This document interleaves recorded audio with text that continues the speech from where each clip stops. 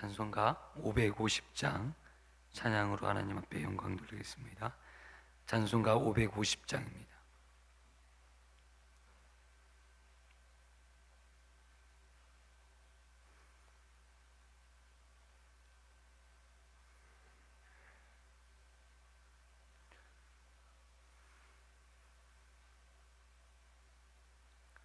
찬송가 550장입니다.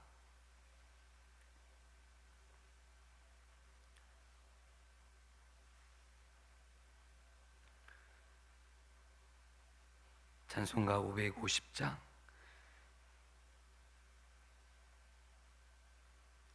시온의 영광이 빛나는 아침, 어둡던 이 땅이 밝아오네. 슬픔과 애통이 기쁨이 되니, 시온의 영광이 비춰오네. 시온의 영광이 빛나는 아침, 매였던 종들이 돌아오네. 오래전 선지자 꿈꾸던 복을 만민이 다 같이 누리겠네. 보아라, 강야에 화초가 피고, 말랐던 시냇물 흘러오네. 이 산과 저 산이 마주쳐 울려 주 예수 은총을 찬송하네. 땅들아 바다야 많은 섬들아 찬양을 주님께 드리어라. 싸움과 죄악이 가득한 땅에 찬송이 하늘에 사무치네. 아멘. 이 시간 예배를 위해서 합심으로 하나님 앞에 기도하겠습니다. 하나님 아버지, 감사합니다. 귀한 날 귀한 새벽에 저희들을 깨워주시고 예배 자리로 인도하여 주시니 감사합니다. 오늘도 말씀 안에 깨어있게 하여 주시고 성령의 인도하심을 받는 귀하고 복된 날 될 수 있도록 인도하여 주시길 원합니다. 성령의 역사가 일어나게 하시고 성령의 능력으로 말미암아 살아가게 하시고 하나님 귀한 은혜, 귀한 축복을 누릴 수 있는 하나님 우리 새 용인교회 될 수 있도록 인도하여 주시옵소서. 하나님 아버지, 감사합니다. 하나님의 능력으로 하나님 살아갈 수 있도록 인도하여 주시고 하나님 아버지의 귀한 축복과 귀한 은혜가 나타날 수 있도록 인도하시고 역사하여 주옵소서. 하나님 아버지, 정말 하나님의 성령께서 우리를 주관하여 주시고 하나님 아버지 우리의 가운데 함께하여 주셔서 하나님 아버지 귀한 하나님 축복과 귀한 은혜가 나타날 수 있도록 하나님 도와주시고 역사하여 주옵소서. 성령께서 운행하시는 교회 되게 하시고 말씀이 운행하는 교회 되게 하시고 성령께서 함께하는 교회 될 수 있도록 하나님 우리 교회를 축복하여 주시고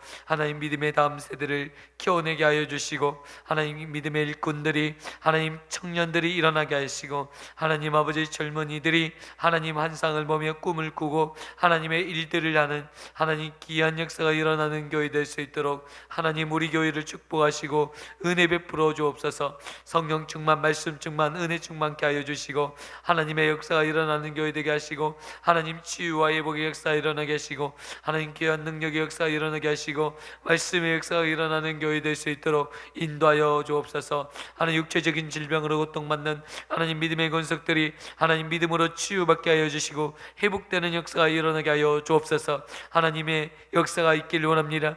하나님 아버지의 지체들의 아픔과 슬픔을 하나님 닦아주시고 하나님 아버지 회복시켜 주시고 하나님의 놀라운 하나님 은혜와 사랑을 경험하는 하나님 아버지 그리하여 하나님 교회의 기초석을 놓는 귀한 역사가 일어날 수 있도록 이 새벽에 도와주시고 이 새벽에 역사하여 주옵소서. 하나님 아버지 감사합니다. 귀하고 복된 날 하나님 오늘 이 한날에 하나님을 예배할 수 있도록 은혜 베풀어 주시니 감사합니다.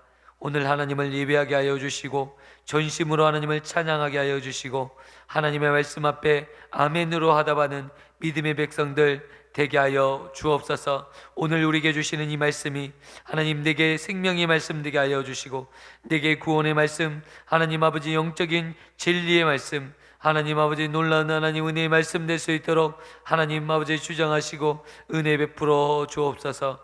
하나님 아버지 오늘 영육간에 강건케 하여 주시고 성령 충만케 하여 주시고 말씀 충만 은혜 충만케 하여 주옵소서. 하나님 오늘 우리에게 주시는 이 말씀이 하나님의 음성으로 들려지게 하여 주시고 하나님 내게 주시는 말씀으로 받을 수 있도록 우리의 심령에 역사하여 주옵소서. 이 시간 함께 하여 주시길 원하오며 사랑이 많으신 예수 그리스도의 이름으로 기도드리옵나이다. 아멘. 사도신경하심으로 하나님 앞에 신앙 고백 올려드리겠습니다.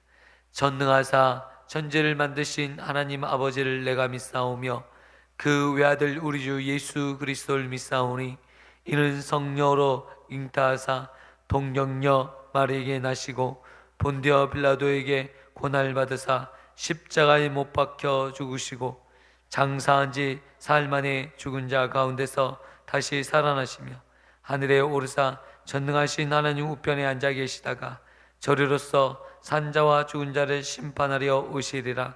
성령을 믿사오며 거룩한 공예와 성도와 서로 교통하는 것과 죄를 사하여 주시는 것과 몸이 다시 사는 것과 영원히 사는 것을 믿사옵나이다. 아멘. 할렐루야. 오늘 우리에게 주시는 하나님의 말씀은 갈라디아서 2장 1절에서 10절입니다. 갈라디아서 2장 1절에서 10절 말씀 보겠습니다. 갈라디아서 2장입니다. 신약 성경 302쪽이 되겠습니다.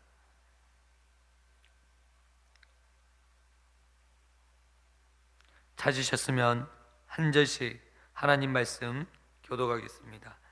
40년 후에 내가 바나바와 함께 디도를 데리고 다시 예루살렘으로 올라갔나니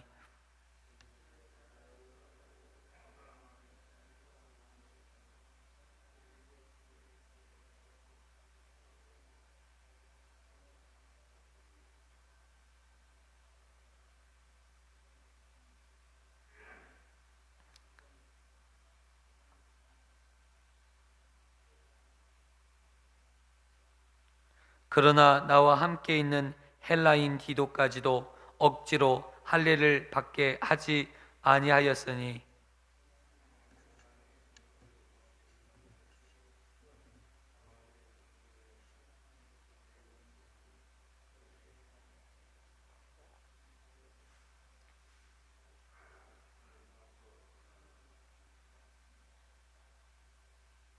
그들에게 우리가 한시도 복종하지 아니하였으니 이는 복음의 진리가 항상 너희 가운데 있게 하려 함이라.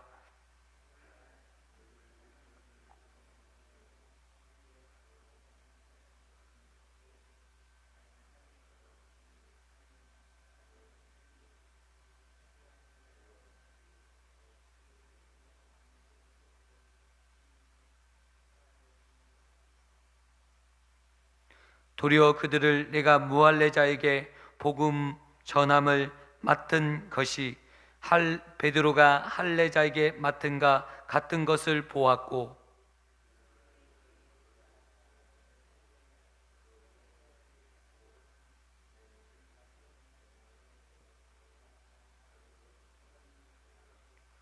또 기둥같이 여기는 야고보와 게바와 요한도 내게 주신 은혜를 알므로 나와 바나바에게 친교의 악수를 하였으니 우리는 이방인에게로 그들은 할례자에게로 가게 하려 함이라. 다만 우리에게 가난한 자들을 기억하도록 부탁하였으니 이것은 나도 본래부터 힘써 행하여 왔노라. 아멘.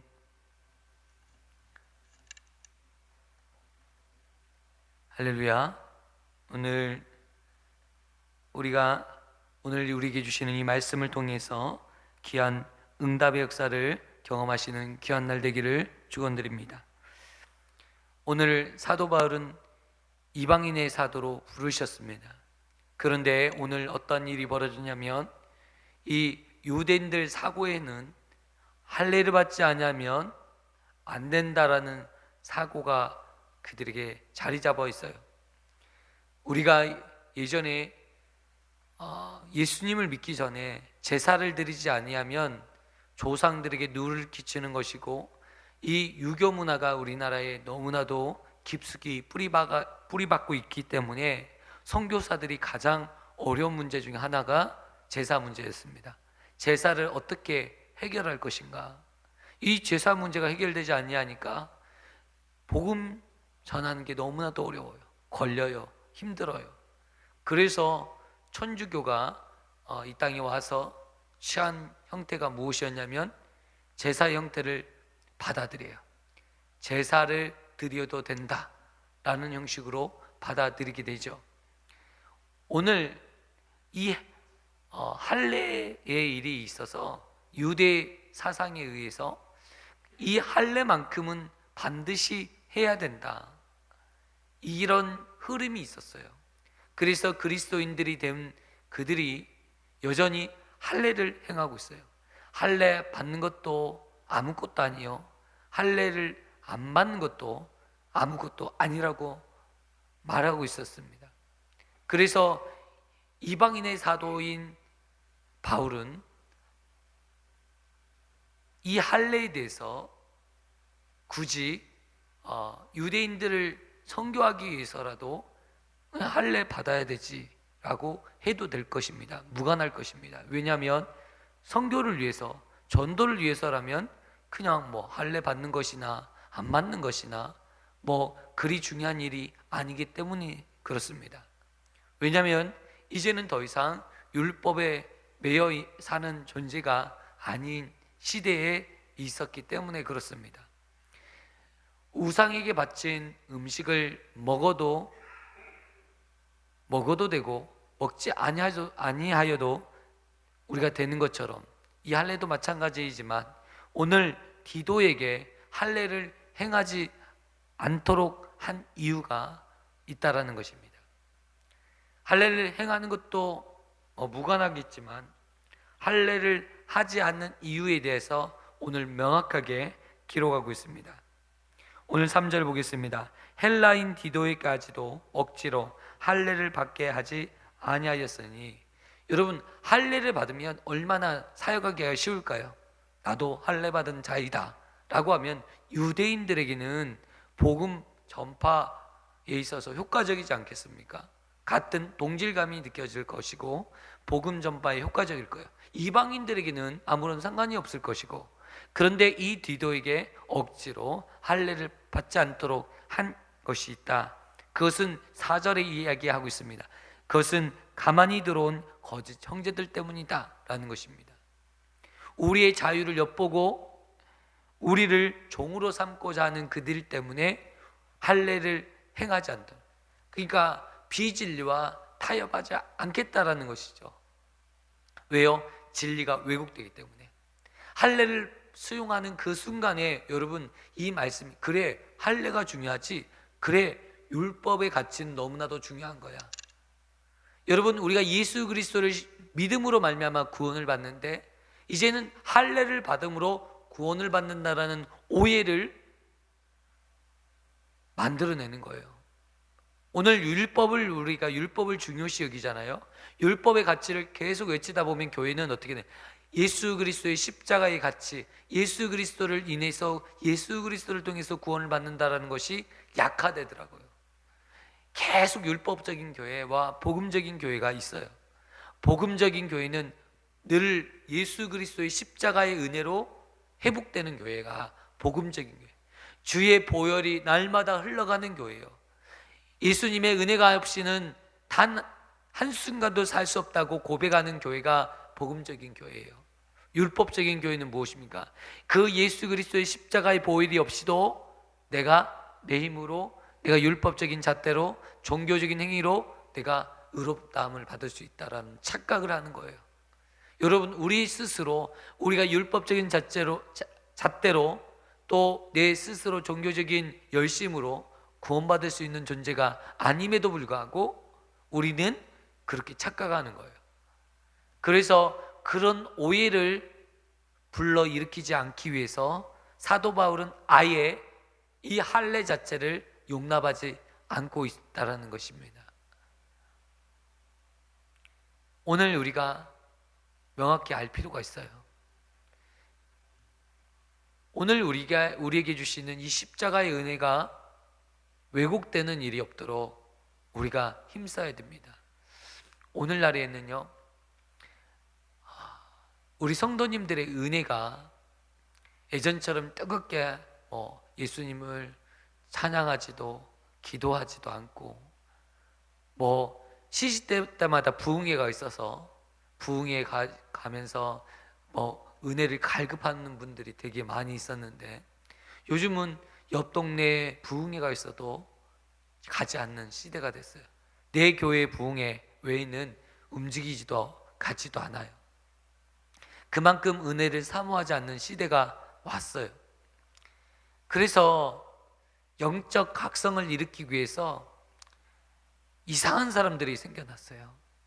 부흥회 왔는데 예수님의 십자가의 피 말고도 더 하나가 필요하다고, 예수 그리스도께서 우리에게 행하신 일도 있지만 거기에서 그냥 믿고 끝나는 것이 아니라 우리의 행실로 우리가 거룩한 옷을 입어야 되고 우리가 무언가를 열심히 해야 구원에 이를 수 있다고. 여러분, 이 말이 맞습니까? 예수님 말고 다른 방법의 구원의 길이 있습니까? 우리가 너무나도 게으르고 나태하니까 이제는 이 구원을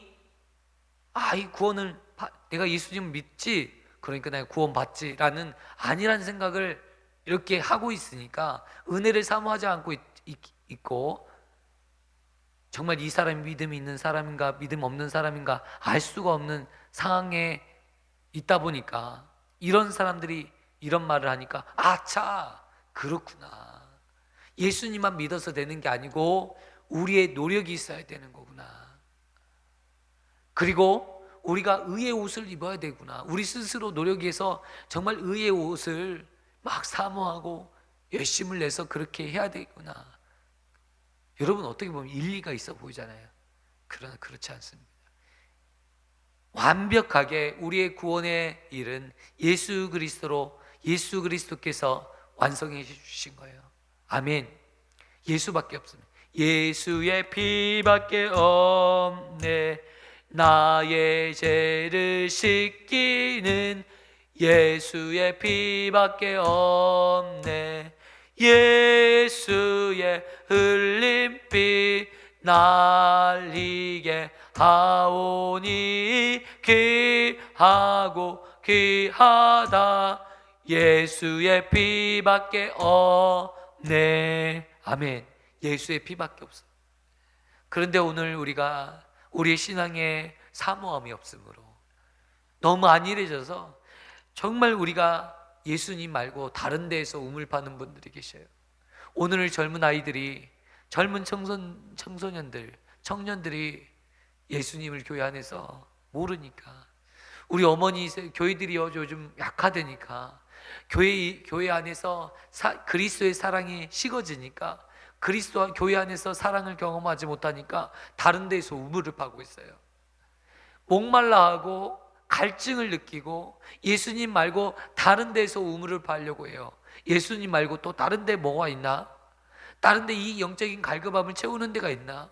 예수님밖에 이 영적 갈급함을 채울 데가 없고 구원 받을 수 있는 유일한 길은 예수님밖에 없는데 교회 안에서 이 갈급함을 채우지 못하니까, 찬양으로 그 갈급함을 채우지 못하니까, 기도함으로 영적 이 목마름을 채우지 못하니까 엉뚱한 데 가서 우물을 파고 이단에 빠지고 신천지에 빠지고 하나님 교회에 빠지고 은혜의 교회에 신옥주 같은 이상한 목사에게 빠지고, 얼마나 이상한 목사들이 많이 있습니까?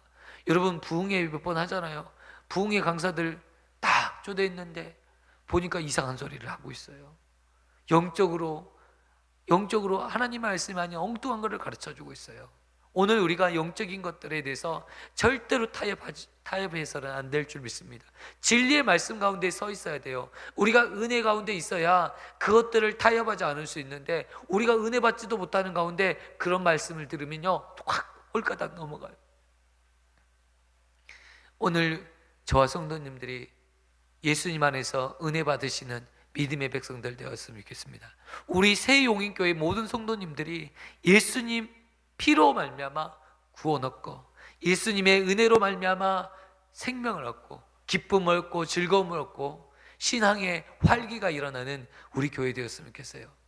정말 우리 교회가 다음 세대가 일어나고 매일매일마다 교회에 모여지는 일에 모이기에 힘쓰는 세대가 되었으면, 말세지 말에 여러분 모이기를 파는 그런 성도들이 일어나요.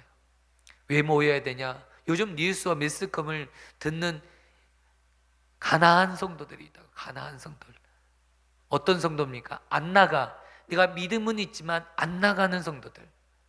이 성도들이 100만 명 정도 있다고 합니다. 그런데 여러분, 그들에게 이 TV 방송을 통해서 보여진 것이 무엇인지 아십니까? 굳이 이렇게 매일 모여야 되냐? 아니, 자기 일에, 목회자도 자기 일에 그냥 성도들에게 사례를 받지 않고 자기가 땀 흘려 수고하고 예를 써서 돈을 벌면 더 좋지 않겠냐? 여러분, 일리가 있는 말이잖아요. 저도 그렇게 하고 싶어요.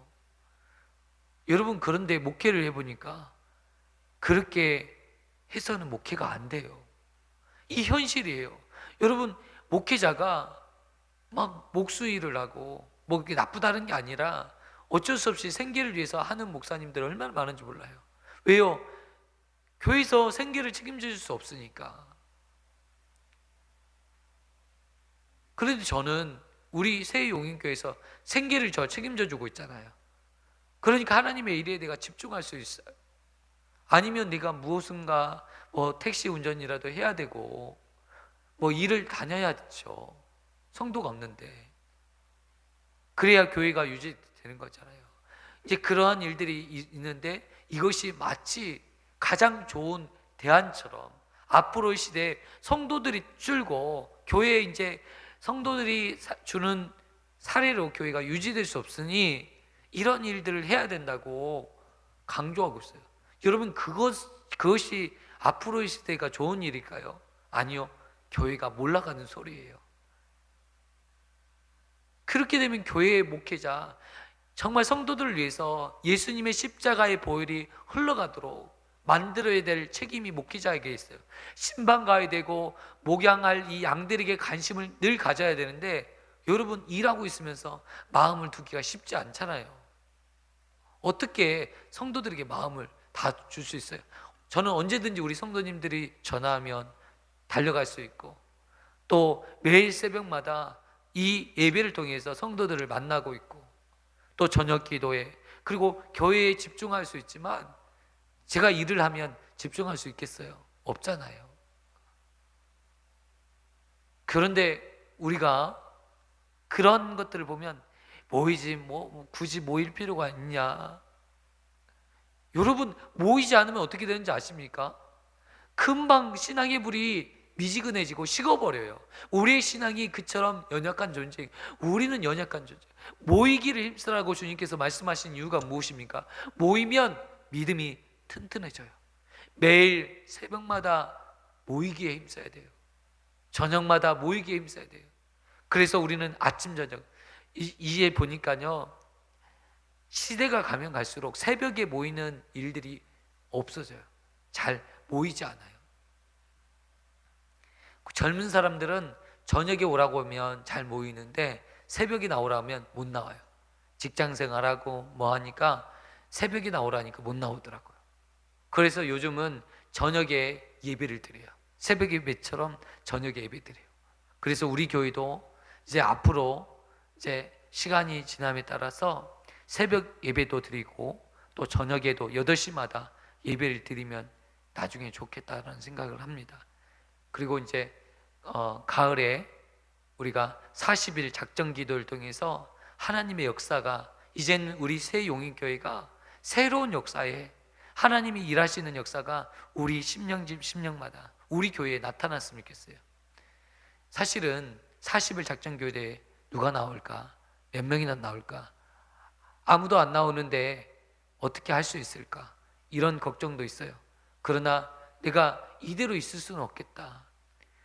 이게 뭐 언제든지 마찬가지겠다. 뭐 내년에 한다고 상황이 달라지는 것도 아닐 것이고, 내후년에 계획을 한다고 해서 달라질 것은 없을 텐데, 믿음으로 한번 한 발짝 나아가자. 믿음으로 선포하고 하나님 앞에 간구해보자. 하나님이 일하시도록. 그래서 40일 작정 기도를 통해서 우리 성도들의 영혼들이 회복되어지고 예수 그리스도의 십자가의 보혈이 그들의 심령 가운데 흘러가므로 우리 새 용인교회가 새롭게 되는 역사가 일어나면 좋겠다, 그런 생각을 했습니다.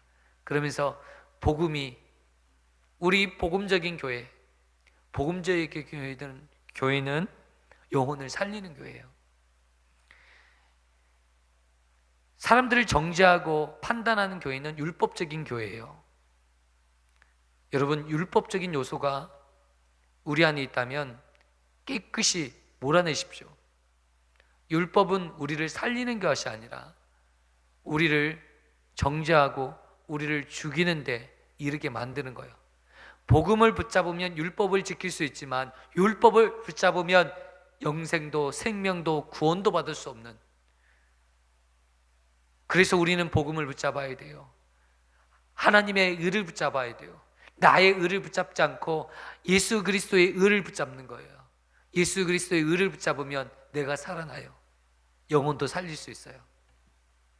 여러분, 그런 믿음의 백성들 되기를 원합니다. 오늘 사도 바울이 뭐라고 이야기하냐면 10절에 우리가 가난한 자들을 기억하도록 부탁하였으니 이것은 나도 본래부터 힘써 행하여 왔노라. 가난한 자, 어려운 자, 이들을 돌볼 것을 명하고 있습니다. 여러분, 우리에게 맡기신 사명이 무엇일까요? 가난한 자, 연약한 자 돌보는 것은 목회자보다 돈 있고 힘 있는 사업가들, 복지가들, 이런 사람들이 훨씬 잘합니다. 그런데 목회자들에게 왜 이런 일들이 함께 수반되고 있을까? 목회자에게 왜 이런 가난한 자를 돌보고 연약한 자를 돌보는 일, 이 본래 내가 힘쓰고 있다고, 행하고 있다고 사도 바울이 고백하고 있는데 왜 이 일들이 목회자에게도 필요한가? 여러분, 그것이 바로 그리스도의 사랑이기 때문이에요. 여러분, 내 형제가 굶고 있는데 여러분 그리스도의 복음만 외칠 수 있어요. 내 형제에게 밥 한 그릇 갖다 줘야 되지 않겠어요? 내 형제가 아파 신음하고 있는데 그래, 복음이 중요해, 목회자가 복음만 외치고 있을 수 있겠습니까?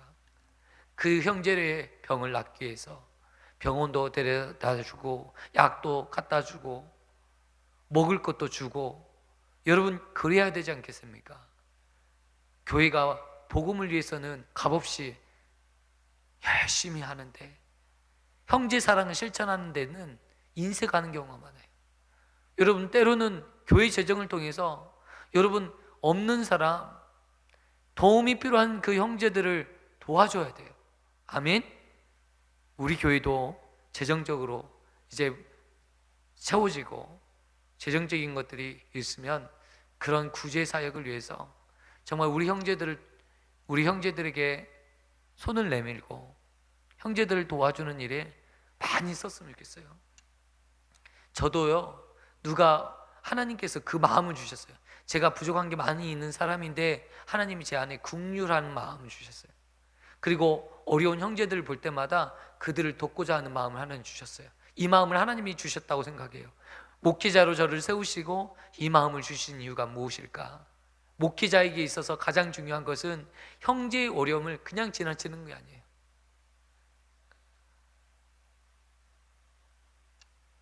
오늘 사마리아 여인의 비유를 통해서 우리 주님께서 이야기하신 거 여러분 기억하시죠? 강도 만난 이웃이 그 강야에서 쓰러져 있는데 종교 지도자였던 제사장들도 자기의 제사의 임무를 수행하여 바쁘니까 그냥 못 본 척하고 가요. 많은 사람들이 그것을 지나갔지만 못 본 척하고 지나가요. 그런데 이방인이었고 유대인들의 입장에서 짐승처럼 여겼던 사마리아 여인이 그를 데려다가 씻기고 물 주고 난 주인에게 맡겨서 앞으로 치료하는 모든 과정의 것들을 책임져 주겠다, 이렇게 말을 하지 않습니까? 여러분, 놀라운 것입니다. 오늘 우리가 복음 증거에 앞서 우리가 그리스도의 사랑, 우리가 그리스도의 은혜를, 사랑을 없이 복음은 증거되지 않습니다. 우리가 사랑하지 않는데, 우리가 내 형제, 내 이웃을 사랑하지 않는데 어떻게 그리스도의 복음이 증거됩니까? 어떤 분들이 복음을 증거한다고, 예수님을 증거한다고 어떻게 우리가 구제를 다 할 수 있고 어떻게 다 도울 수 있냐고. 아니요, 같이 가야 되는 거예요. 힘이 있으면, 여력이 있으면, 전도하다 보면 여력이 안 생겨요. 돈도 많이 써야 되고 물질도 많이 써야 돼요. 전도하기 바빠요.